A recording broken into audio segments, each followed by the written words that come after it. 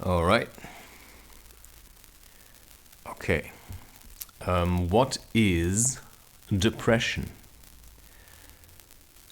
Now, first of all, depression is a word. And in more like Eastern medical philosophy, they say that you should never give words or name a sickness or a disease. Right? It's like saying, I have diabetes. That might trap you in the belief that you will have diabetes for the rest of your life. Well, there are ways to engage with whatever diabetes is and change some kind of behaviors, mostly dietary. For instance, science, or research has shown that a more ketogenic diet can actually alleviate symptoms that we call diabetes. Because it takes away your body's dependency on like easily accessible sugar stuff. So when you ask me what is depression, depression generally is a low point. So a depression in a valley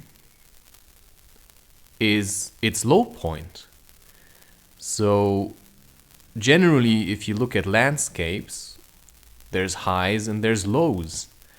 And you may have realized that in your life, there are certain times where you feel high, and then there are times where you feel low.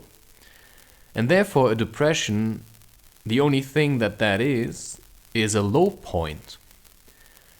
So there are ways, for instance, to look at why you are depressed, and then to change certain habits or general factors. Those factors can be thoughts, those factors can be people, those factors can be diet. I think I said habits already. And then see how that generally changes your state. And that means when you want to engage, you see, most people, they run away from their depression. So they feel depressed and then they eat something, sugar for instance, or they drink alcohol, that momentarily gets rid of the feeling of depression. And that's what I would call running away from the depression.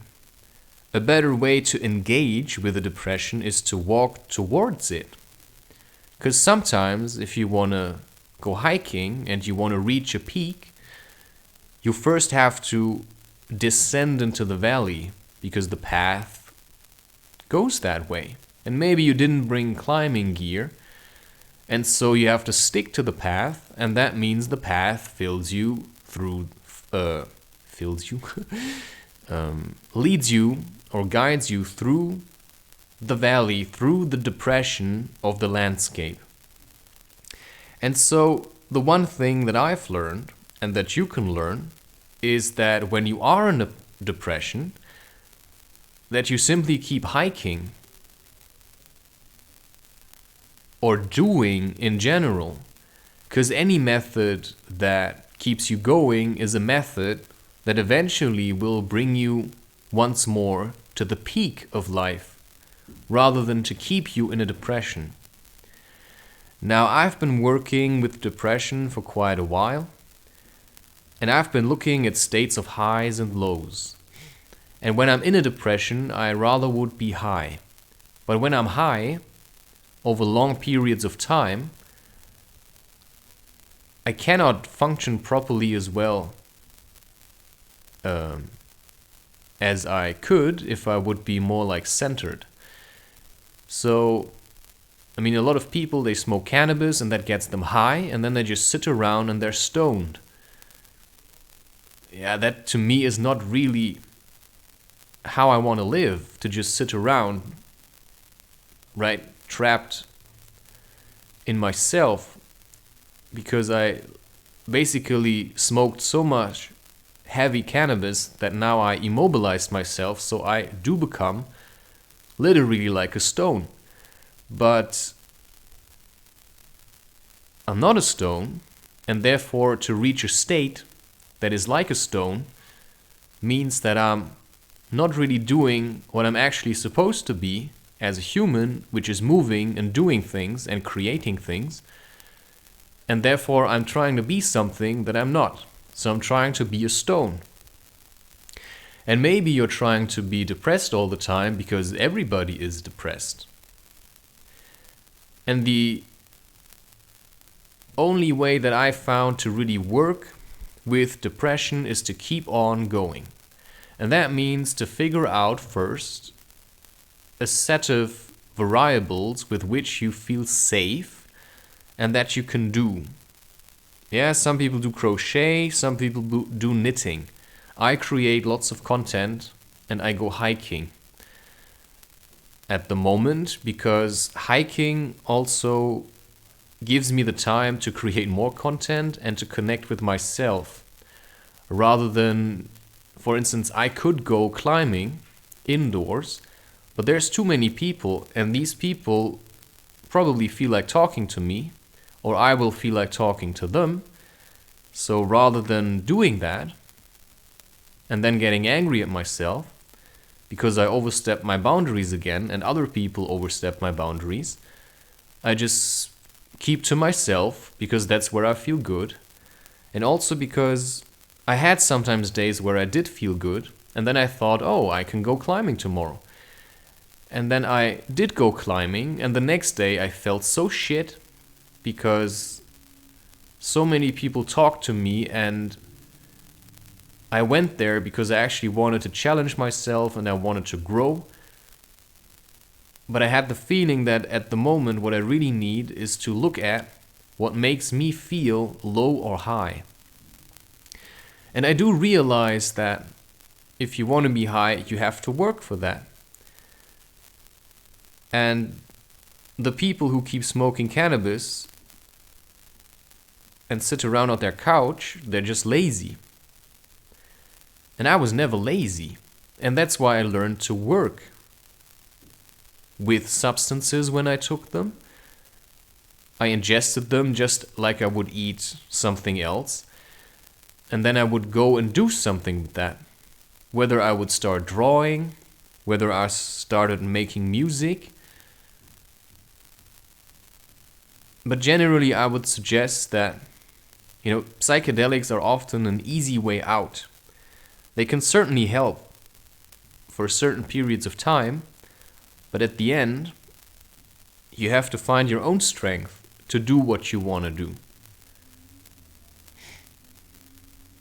And therefore, well, if you're asking me what is depression, then I keep saying it's a word, but it's also your current state, possibly. And so you have to start moving your body. Start shaking those hips. I don't know, learn how to belly dance. So that your energy, which is right now in the lower regions of your body, probably like root chakra, which is the place of fear and anger and all that kind of stuff, so that the energy can move upwards to the higher regions of your body, like third eye, so you can connect with your crown chakra, which is then connected with higher wisdom and like deep insights and stuff.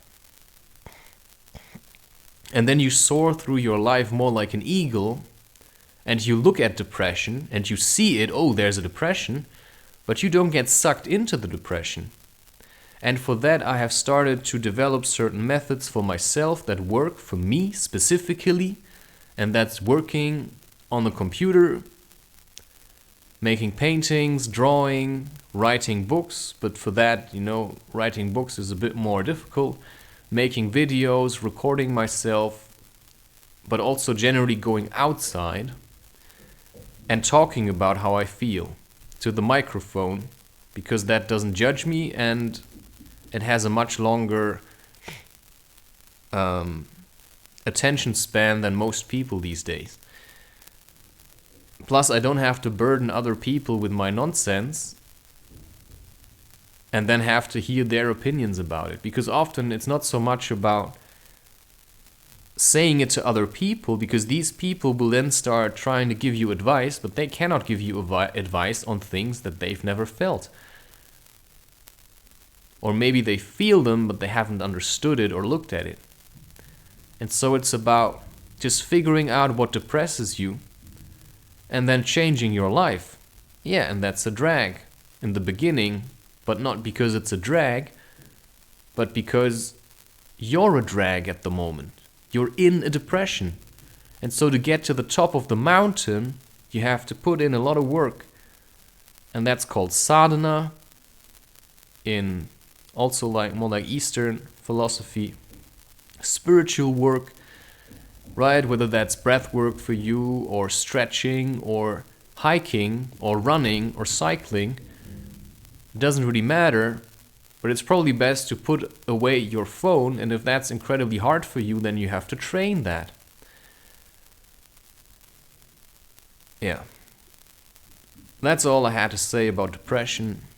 In the end, it's your choice. You're depressed, you have to do something. You cannot expect other people to help you with your depression, but you can find the information online about what other people did and what helped others to help with their depression. Wim Hof has something to say on that with cold exposure, cold showers. You know, it's generally getting out of your comfort zone. But I think I explained to you what a depression is, and I think that's all that needed to be said.